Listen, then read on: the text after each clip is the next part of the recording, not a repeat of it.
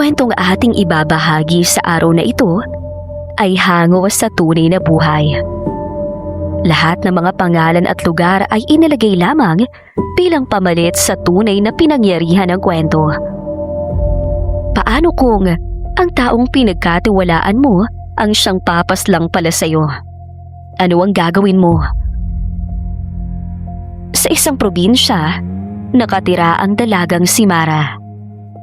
Si Mara Reyes ay isang 16 na taong gulang na tahimik na dalaga. Pero matapang, ay inimbitahang pumunta sa bahay ng isang kakilala niya noong gabi ng December 7, 1992. Akala niya ay ordinaryong pagbisita lamang iyon. Hindi niya alam na yun na pala ang simula ng 7 araw na bangungot sa kanyang buhay. Ano nga ba ang naghihintay kay Mara sa tahanan ng mga ito? Sa bahay ni Jean Moreno, ang nag-imbita sa dalagita ay tila walang kakaiba ng gabing yon. Naroon ang dating asawa nito na si Gino Moreno, si Bernie Cruz na kanilang kabarkada, at ang 16 na taong gulang na si Anton Diaz na isa rin sa mga bisita. Masayang nagkwentuhan ang mga ito at nagsalo-salo sa pagkaing niluto ni Jean. Ang pitagong imbitasyon. Pero makalipas lamang ang ilang sandali, nagbago ang lahat. Biglang napansin ni Jean na nawawala ang kanyang diamond necklace. Ilang minuto lamang ang nakalipas. Sigurado siyang nasa loob pa yun ng kanyang kwarto. Agad niyang hinanap ang kwintas. Una sa kanyang mga gamit, pagkatapos ay sa paligid ng bahay. Pero wala ito roon. Nagsimula ang pagtatalo sa loob ng bahay. Ang masayang kwentuhan ay napalitan ng kaba at pag-aalinlangan. Habang patuloy na hinahanap ang nawawalang kwintas, unti-unting nagbago ang pakikitungo ng grupo kay Mara. Napansin niyang hindi na siya tinatrato ng mga ito bilang isang bisita. Sa halip, tila siya ang pinaghihinalaan ng mga ito. Hindi nagtagal, si Mara ang siyang pinaghihinalaan ni Jean. Sa kabila ng pagpapaliwanag ni Mara na wala siyang kinalaman sa nawawalang kwintas, lalo lamang naging matindi ang pagdududa sa kanya ng mga ito. Para kay Jean, may mga bahagi sa sinasabi ng dalagita na hindi niya pinaniniwalaan. Hanggang sa unti-unting lumalim ang tensyon. Nagbago rin ang kilos ni Gino at Bernie. Naging mainitin ang ulo ni Gino at lalong naging agresibo naman ang kilos ni Bernie. Ang bawat galaw ni Mara ay pinagmamasdan nila. Sa puntong yon, nagsimula nang maramdaman ng dalagita na hindi na siya ligtas sa lugar na iyon. Ayaw na niyang hinintay na lumala pa ang sitwasyon. Kaya naman, sinubukan niyang umalis. Lumapit si Mara sa pintuan. Ngunit bago pa man niya iyon mabuksan, hinarangan na siya ng grupo. Sinubukan niyang lumipat ng pwesto at muling makalapit sa labasan. Ngunit muli siyang pinigilan ng mga ito. Sa puntong yon, ramdam ni Mara na ayaw siyang paalisin nila Jean. At ilang minuto lang ang lumipas, nilock ng mga ito ang lahat ng pintuan na pwedeng labasan ni Mara. Nanatili si Mara sa loob ng bahay. Sa pagsara ng pinto, tuluyan nang nawala ng pagkakataon ang dalaga na makatakas sa mga ito. Doon nagsimulang mabuo sa isip niya ang isang nakakatakot na posibilidad. Hindi niya maipaliwanag kung bakit, pero pakiramdam niya ay hindi lamang tungkol sa nawawalang diamond necklace ang lahat. Pakiramdam niya may mas malalim pa na dahilan. Ang imbitasyon ni Jean noong gabing yon ay maaaring hindi talaga isang simpleng imbitasyon. Maaaring mula pa sa simula, may plano nang naghihintay para kay Mara. At ngayon, nasa loob na siya ng bahay kung saan maaaring may mangyari sa kanya na hindi niya inaasahan. Samantala, Sa labas ng bahay na yon, tahimik ang gabi. Walang nakakaalam sa pamilya ni Mara kung ano ang tunay na nangyayari sa dalaga. Sa kanilang pagkakaalam, pumunta lamang ang 16 na taong gulang na si Mara sa bahay ng isang kakilala at makakauwi rin siya paglaon. Ngunit lumipas ang mga oras at hindi nila alam na sa gabing yun, December 7, 1992, nagsimula na ang pagkawala ni Mara Reyes. At ang 7 araw na bangungot sa buhay ng dalaga ay nagsisimula pa lamang. December 8, 1992. Pagsikat ng araw, hindi pa rin nakakauwi si Mara. Para sa kanyang pamilya, hindi na yun basta simpleng pagbisita sa isang kakilala. Lumipas ang gabi nang walang anumang balita mula sa kanya. Kaya nagsimula nang mag-alala ang mga ito sa kanilang anak. Sinubukan nilang alamin kung nasaan siya. Hinanap ang mga taong maaaring makakita sa kanya at sinubukang alamin ang mga nangyari noong gabi bago siya tuluyang nawala. Ngunit habang naghahanap ng sagot ang kanyang pamilya, si Mara naman ay nananatiling nakakulong. Wala na siya sa bahay ni Gina. Inilipat siya sa ibang lugar na konektado sa mga taong kasama niya noong gabing iyon. Sa bawat paglipat, lalo niyang nararamdaman na wala siyang magagawa sa kanyang kalagayan. Lumipas ang mga oras. Hindi alam ni Mara kung gaano katagal siyang mananatili roon. Hindi niya alam kung sino ang maaari niyang pagkatiwalaan. Ang tanging malinaw sa kanya ay kailangan niyang mabuhay. Sa kabila ng takot at matinding pagod na kanyang nararamdaman, patuloy niyang sinikap na makalabas sa tuwing meron siyang pagkakataon. Sa mga sumunod na araw, may ilang taong nakakita sa mga nangyayari kay Mara. Kabilang dito sina Cliff Moreno at Jeff Navarro. Pareho silang nagkaroon ng pagkakataong magsabi ng nalalaman nila. May mga bagay silang nakita at mga pangyayaring maaari sanang makatulong sa paghahanap kay Mara. Ngunit pinili nilang manahimik, hindi dahil wala silang alam, kundi dahil natatakot sila sa maaaring mangyari kapag nagsalita sila. Habang lumilipas ang December 9 hanggang December 13, lalong lumalala ang kalagayan ni Mara. Ang dating tahimik na dalagita ay unti-unting nanghina dahil sa takot, pagod at hirap na kanyang nararanasan. Ngunit kahit ganon, hindi siya sumuko at nawala ng pag-asa. Sa bawat pagkakataong maaari siyang makaalis, sinusubukan niyang tumakas. Sa bawat sandaling nag-iisa siya, iniisip niya kung paano siya makakaalis sa sitwasyong iyon. At sa bawat araw na lumilipas, isang bagay lamang ang paulit-ulit na bumabalik sa kanyang isip.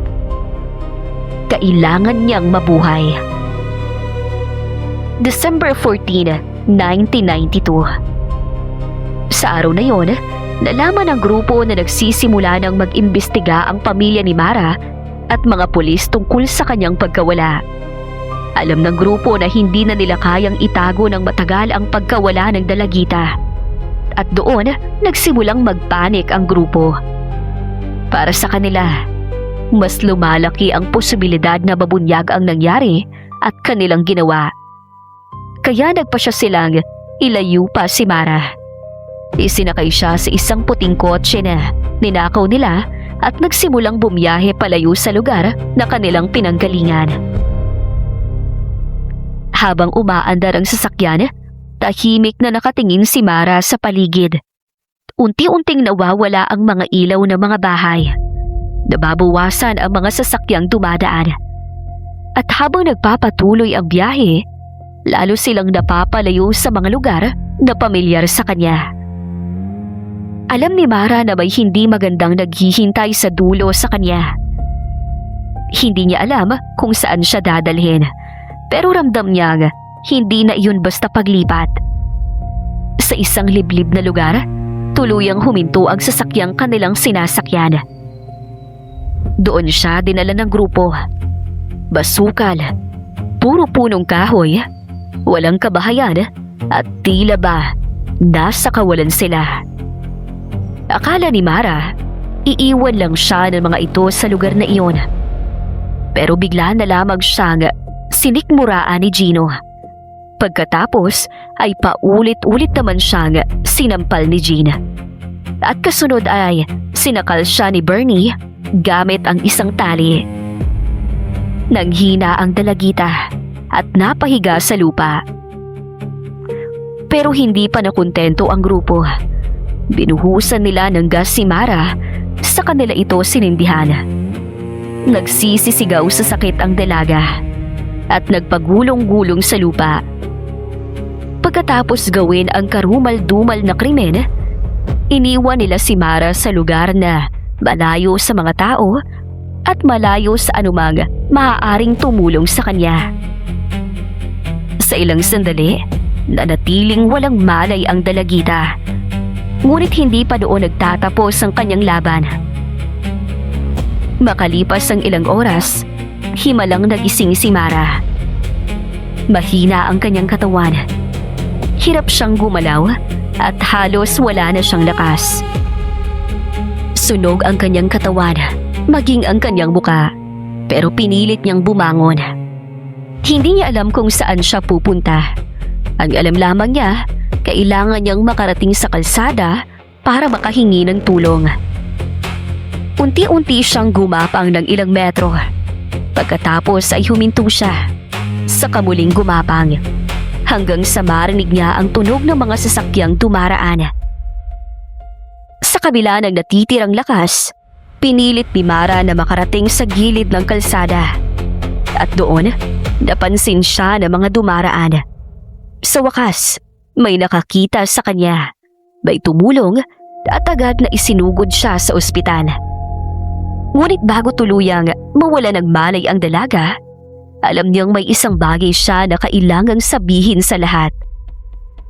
At sa puntong yon ay may pagkakataon na siyang sabihin kung ano ang nangyari sa kanya sa loob ng ilang araw. At higit sa lahat, may pagkakataon na siyang ituro kung sino ang mga taong gumawa noon sa kanya. Ngunit ang tanong, makakapagsalita pa kaya si Mara bago tuluyang mawalan ng buhay? At kung makakapagsalita siya, sino ang una niyang ituturo? December 14, 1992. Hindi nagtagal matapos maisugod si Mara sa ospital, nalaman ng mga otoridad ang tungkol sa kanyang kalagayan. At doon dumating si Detective Inspector Peter. Kritikal ang kondisyon ni Mara. 16 na taong gulang lamang siya, ngunit halos masunog ang buong katawan niya. Para kay Peter, mahalaga ang bawat minutong lumilipas. Posibleng hindi na makapagsalita muli si Mara, kaya kailangan niyang maging maingat. Kaya hindi niya pinilit ang dalaga na magsalita agad. Sa halip, hinintay niyang maging sapat ang lakas ng dalagita upang makapagbigay ng kahit kaunting impormasyon laban sa mga taong nanakit at umabuso sa kanya. Sa kabila ng matinding panghihina, nakapagsalita si Mara. Pira-piraso lamang ang kanyang mga salita. Ngunit sapat yun upang mabanggit niya ang ilang pangalan ng mga taong maaaring konektado sa nangyari sa kanya. Pagkatapos, nagbigay siya ng isang address. Isang lugar na magiging unang malaking lead ng investigasyon. December 15, 1992. Bandang 7:30 ng umaga, nagtungo ang mga pulis sa naturang address. Isa-isang hinanap at kinausap ang mga taong maaaring may alam sa pagkawala ni Mara. Nakausap ang mga ito, pero hindi pare-pareho ang kanilang mga kwento. May ilan na nag-deny at sinabing hindi nila nakita si Mara. May nagbago naman ang direksyon ng investigasyon sa pagsasabing ibang tao ang maaaring may kagagawan. May iba ring nagsasabing wala sila sa lugar noong mga araw na hinahanap si Mara. Sa unang tingin, magkakaiba lamang ang kanilang mga salaysay. Pero habang pinagkukumpara ng mga investigador ang bawat detalye, nagsimulang lumitaw ang mga hindi nagtutugmang impormasyon. May oras na hindi tugma, may lugar na hindi pareho ang pagkakabanggit, at may mga pangyayaring sinabi ng isang tao na hindi umaayon sa kwento ng iba. At doon na, unti-unting nabubuo ang isang timeline.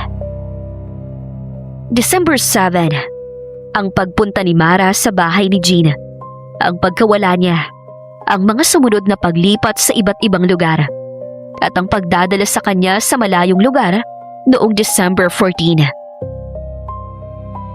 Habang lumalalim ang investigasyon, isang pangalan ang paulit-ulit na lumilitaw.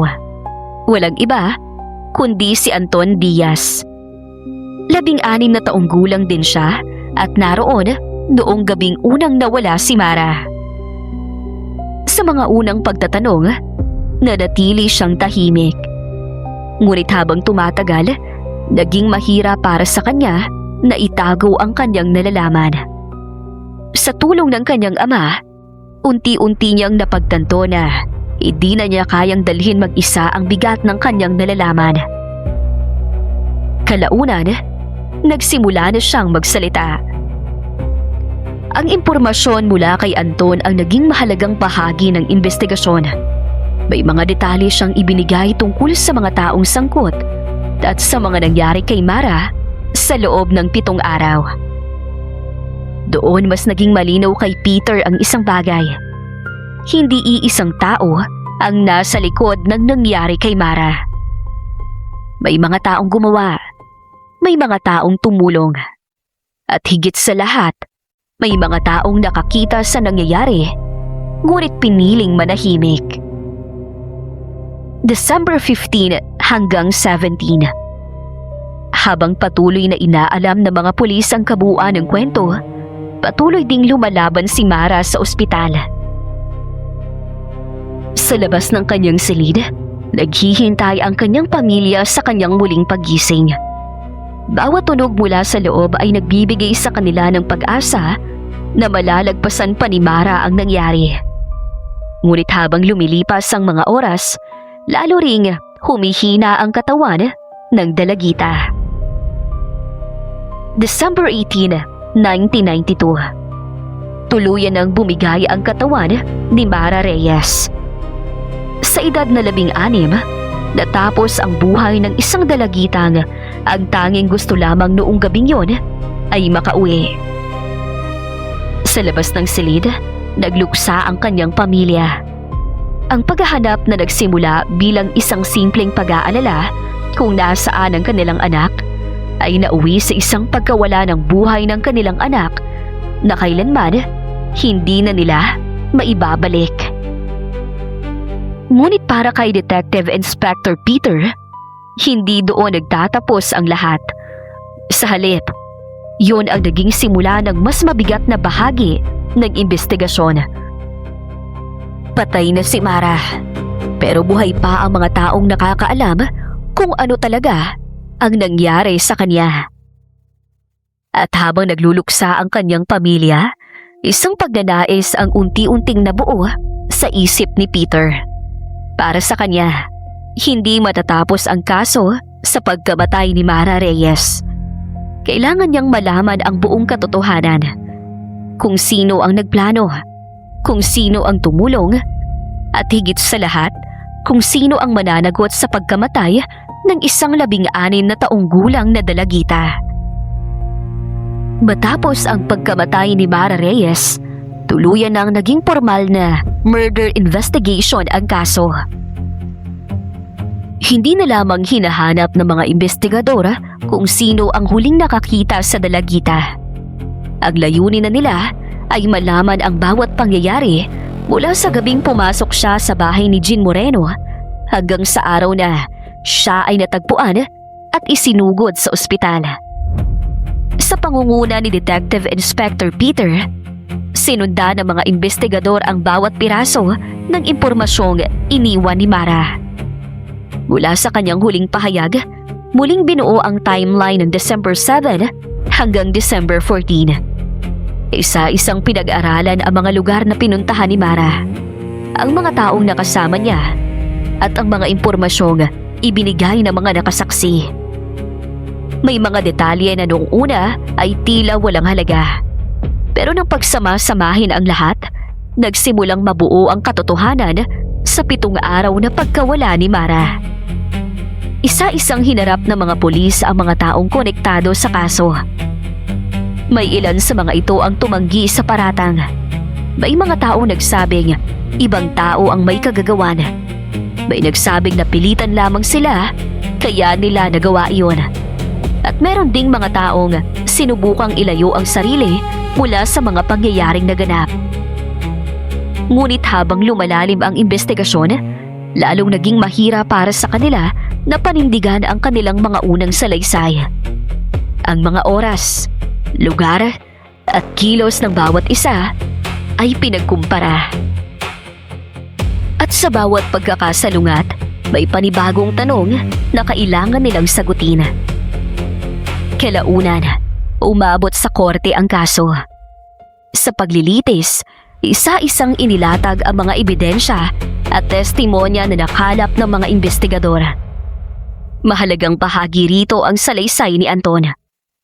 Bilang 16 na taong gulang na naroon noong mga araw na yon, ang kanyang nalalaman ay nakatulong upang mas malinaw na maunawaan ang mga pangyayaring naganap habang nawawala si Mara. Sa pag-usad ng paglilitis, unti-unting nabunyag sa harap ng korte ang kwento ng pagkawala ni Mara. Hindi lamang yun isang kaso ng isang dalagitang biglang nawala. Ipinakita ng mga ebidensya kung paano siya napunta sa kamay ng mga taong pinagkatiwalaan niya, kung paano siya nilayo ng mga ito sa kanyang pamilya, at kung paano sinubukang itago ang nangyari sa kanya. Lumabas din ang tungkol kina Cliff Moreno at Jeff Navarro. May mga bagay silang nalalaman. May mga pagkakataon sana sila para magsabi ng totoo. Pinili nilang manahimik dahil sa takot. At kahit hindi pareho ang naging papel ng bawat isa, naging bahagi ang kanilang pananahimik sa pagtatangkang itago ang katotohanan tungkol kay Mara. Kaya naman, maging sila ay nadawit. Sa paglipas ng paglilitis, isa-isang naharap sa pananagutan ang mga pangunahing responsable. Ang iba ay nahatulan batay sa kanilang naging papel sa krimen, habang ang iba naman ay hinarap ang sariling pananagutan dahil sa pagtulong, pagtatakip at pananahimik tungkol sa nangyari. Hindi man pare-pareho ang kanilang mga naging hatol, isang bagay ang naging malinaw. Hindi na basura ang kaso kasama ni Mara dahil nabigyan siya ng tamang hustisya. Nakuha ng kanyang pamilya ang hustisyang matagal nilang hinintay. 1 taon matapos ang pagkamatay ni Mara, muling bumalik si Peter sa lugar kung saan huling natagpuan ang dalaga. Tahimik ang paligid. Tila ba walang bakas ng kaguluhang naganap doon, 1 taon na ang nakalipas. Nakita niya ang isang lumang case folder. Sa harap nito, malinaw na nakasulat ang pangalan ng kasong matagal niyang ipinaglaban. Binuksan ni Peter ang folder. Naroon ang mga dokumento ng investigasyon, mga testimonya, mga larawan at iba pang ebidensyang naging bahagi ng kaso ni Mara. At kabilang sa mga yun ang huling pahayag ni Mara. Sandali niya itong tiningnan bago niya dahan-dahang isinara ang folder. Makalipas ang ilang sandali, dumating ang ina ni Mara. Tahimik itong lumapit kay Peter. Magkatabi silang tumingin sa lugar kung saan pinahirapan ang dalaga. Sa simpleng sandaling iyon, sapat na ang lahat ng pinagdaanan nila upang maunawaan ang bigat ng kanilang nararamdaman. Nagpasalamat ang ina ni Mara kay Peter dahil hindi niya hinayaang mabaon sa limot ang nangyari kay Mara. Sa huli, muling tumingin si Peter sa lugar. Ang 1 taon ay lumipas. Maraming bagay ang nagbago. Pero ang alaala ni Mara ay nanatili. Namatay nga si Mara. Ngunit lumabas pa rin ang katotohanan na pilit tinago ng mga salarina. Ang 7 araw na bangungot ng dalaga ay natapos. Ngunit ang alaala ni Mara ang magsisilbing paalala na may mga katotohanang kahit gaano katagal itago, darating ang araw na lalabas din ang totoo. Dahil ang hustisya ay hindi natutulog.